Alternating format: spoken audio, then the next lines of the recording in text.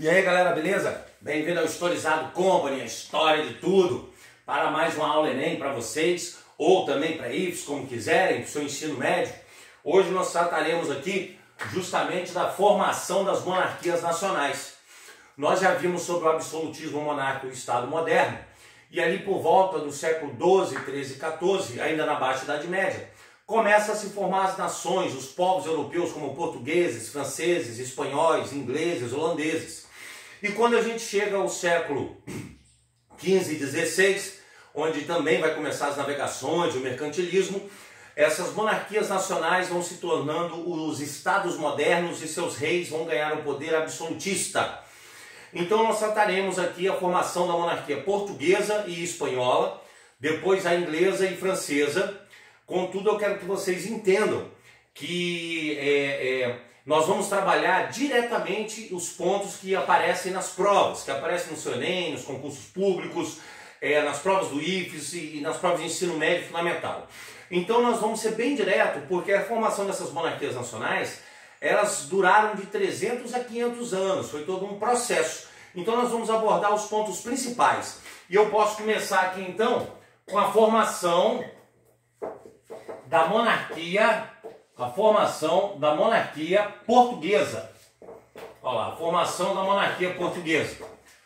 Nesse momento aqui, é importante a gente saber o seguinte, né? A formação da monarquia portuguesa começa com a chamada Guerra de Reconquista. A Guerra de Reconquista, ou seja, a expulsão dos mouros,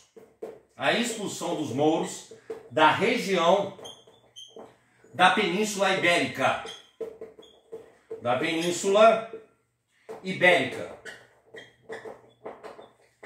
Tá ok? Nesse momento, a monarquia portuguesa ela se dará através da chamada Guerra de Reconquista. É o primeiro ponto importante a saber. O que foi a Guerra de Reconquista, galera? A expulsão dos muçulmanos, dos mouros na Península Ibérica. Por volta do século VII, que nasceu o Islã, nós vimos lá na nossa aula de Islã, né, que o islamismo ele se espalha da Península da Arábia para o Oriente, atingindo a Pérsia, Afeganistão, região do Paquistão hoje, e também para o Ocidente, né, no norte da África, a África Ocidental, e eles vão atravessar o Estreito de Gibraltar e conquistar a Península Ibérica. Os muçulmanos dominam essa região do século VII até quase o século XIV, praticamente. E aí, o que vai acontecer? Nós teremos alguns reinos cristãos que se formam no norte da Península Ibérica, como Leão, Navarra, Castela, e eles decidem então se unir e partir para reconquistar esse território da Península Ibérica. Por isso que o nome é Guerra de Reconquista, porque um dia aquilo já pertenceu aos cristãos. Então nesse momento nós teremos o rei de Castela, tá? Afonso IV, começando uma batalha contra os muçulmanos, e durante as lutas se sobressai então Henrique, o Conde Henrique, tá ok? O Conde Henrique ajuda o rei de Castela, Afonso IV, a expulsar parte dos muçulmanos da Península Ibérica, e como presente à bravura, o rei de Castela, Afonso IV, dará a Henrique o chamado Condado Portucalense. O Condado Portucalense aí. O Condado Portucalense, ou seja, o Afonso Henrique, ou seja, o Afonso IV, rei de Castela, dá esse pedaço de terra ao Conde Henrique, o Condado Portucalense, e também dará a mão da sua filha Teresa. Ora, professor, então o cara ganha um pedaço de terra e ainda ganha a filha do cara, a mão da filha do cara no casamento? É isso aí. E nesse momento, enquanto Afonso administra Castela, né, Henrique vai administrando o Condado Portucalense. Nesse caso, nós teremos a morte de Henrique e seu filho, tá? O filho de Henrique, Afonso Henriques, expulsa a mãe e forma Portugal, o primeiro país a se formar dentro da Europa. Por que isso? Por que ele expulsou a mãe? Ora, depois a morte de Afonso IV em Castela, nós teremos seus descendentes. O que vai acontecer? Henrique, que era conde do condado portucalense, vem a falecer. Com o falecimento dele, ora, automaticamente Teresa, ela teria que voltar a pertencer ao reino de Castela. E aí, nesse momento, o filho dela e de Henrique, Afonso Henriques, que tinha o nome do avô e o nome do pai, Afonso Henriques, né, ele não vai aceitar pertencer de novo a Castela, ele vai querer formar um país próprio. Essa é a grande questão da formação da monarquia portuguesa. E aí ele expulsa a mãe Teresa, ela volta para o reino de Castela e nasce então Portugal nesse momento. Então nós temos dois pontos importantes a ser entendido para a formação da monarquia portuguesa para o seu Enem. Primeiro, ele começa com a Guerra de Reconquista, a expulsão dos mouros da Península Ibérica. Nesse caso, Henrique apoia Afonso, rei de Castela. É o primeiro ponto.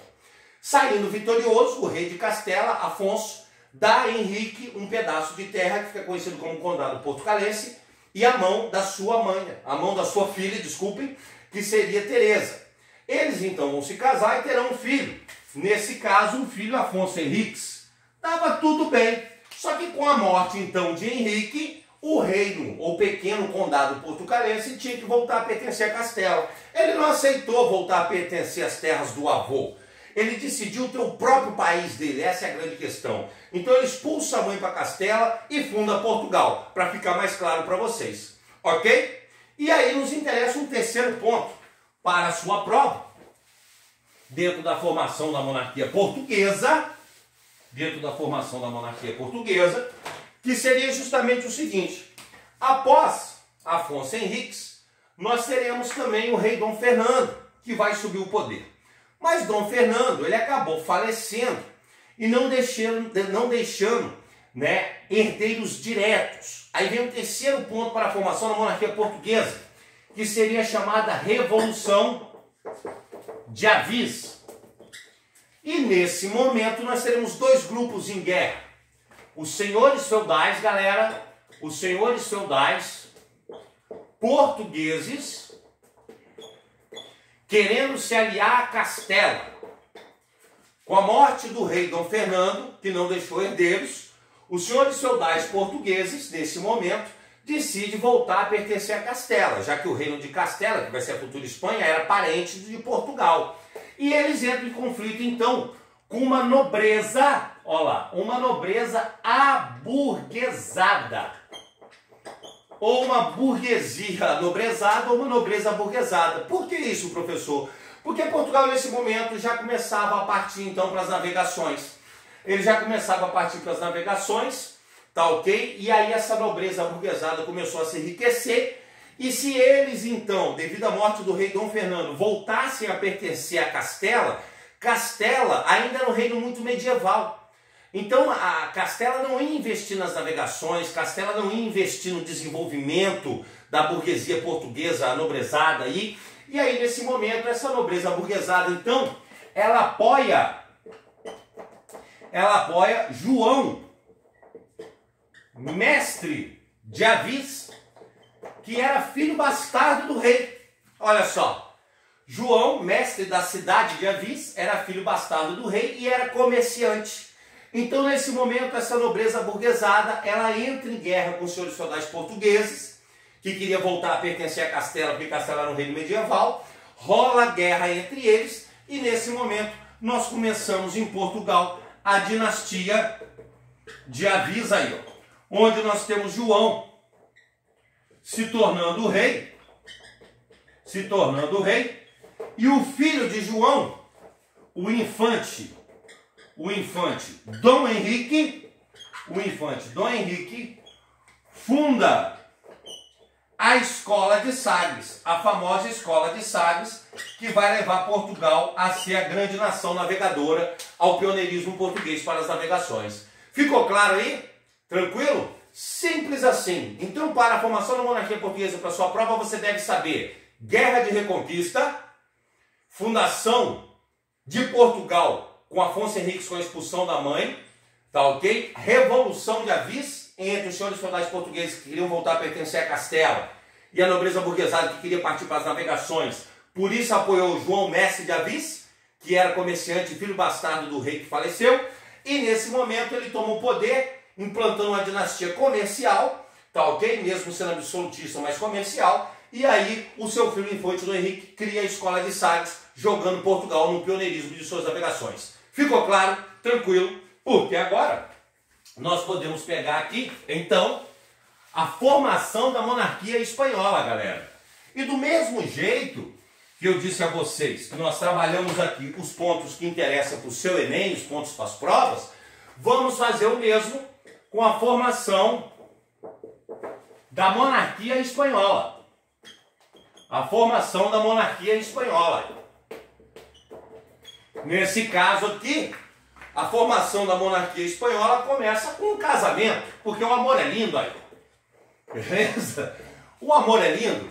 Devemos entender que os casamentos, eles eram tratados, tá entendendo? Eles se casavam, os nobres se casavam para manter a mesma terra, para manter o poder. Então muitas vezes eles nem se amavam, por isso que você tem esse monte de casos de traições da nobreza, compreenderam? Mas o casamento era um tratado, é hoje que se casa por amor, por isso que o casamento dura 6 anos, 1 ano no máximo, porque é muito amor, tá entendendo? Então você tem um casamento aí da rainha Isabel de Castela, a rainha Isabel de Castela, com Fernando de Aragão. Começa a nascer a Espanha, galera. Começa a nascer a Espanha.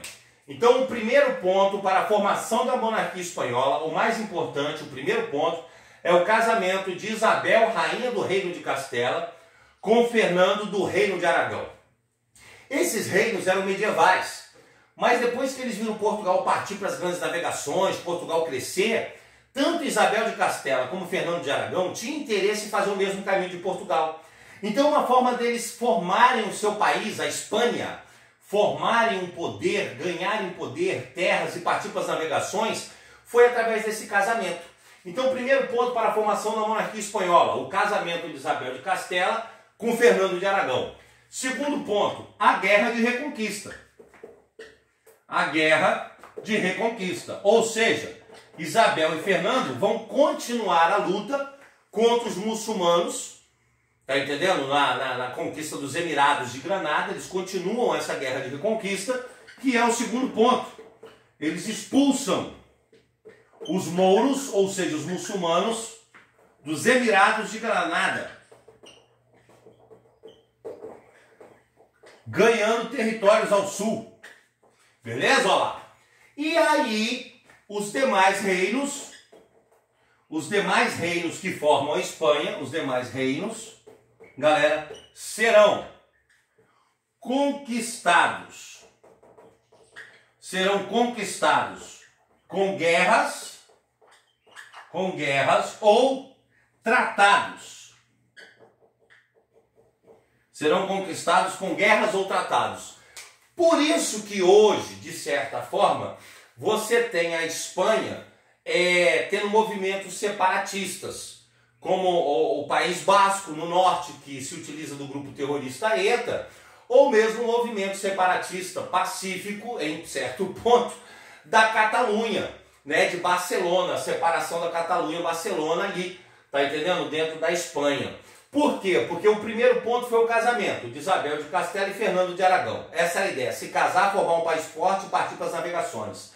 Terminam de expulsar os mouros na Guerra de Reconquista, né?